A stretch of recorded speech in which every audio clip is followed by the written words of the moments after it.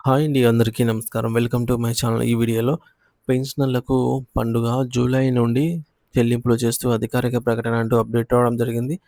So, దీనికి సంబంధించిన పూర్తి వివరాలు ఈ వీడియోలో తెలుసుకుందాము.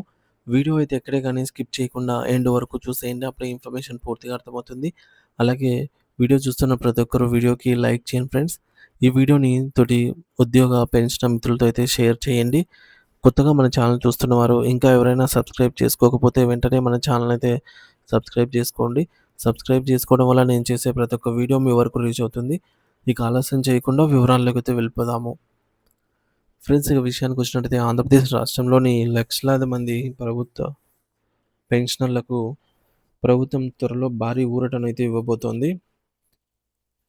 ఏంటంటే తమ జీవిత కాలమంతా ప్రభుత్వ సేవలో గడిపిన విశ్రాంత ఉద్యోగులకు ఆర్థిక ఇబ్బందులను తొలగించి వారికి ఒక భరోసా ఇచ్చేలాగా కీలక నిర్ణయాలైతే తీసుకుంటోంది.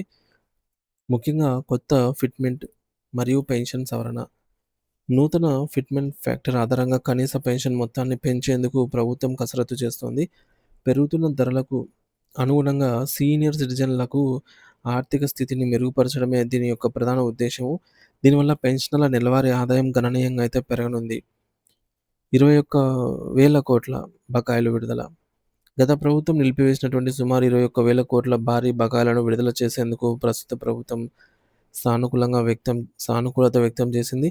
పెన్షనర్లు ఎదురు చూస్తున్నటువంటి పీఆర్సీ, ఐఆర్ మరియు సరెండర్ లీవ్ బకాయిలను దశల వారీగా క్లియర్ చేయాలనైతే ముఖ్యమంత్రి అధికారులకు ఆదేశాలు జారీ చేశారు.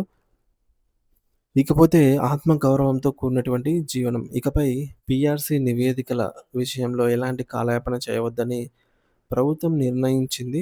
ఈ యొక్క నిర్ణయాల వల్ల వృద్ధ పెన్షనర్లకు కేవలం ఆర్థిక సహాయమే కాకుండా వారి శేష జీవితాన్ని ఆత్మగౌరవంతో గడపడానికి అవసరమైన భరోసా అయితే లభిస్తుంది.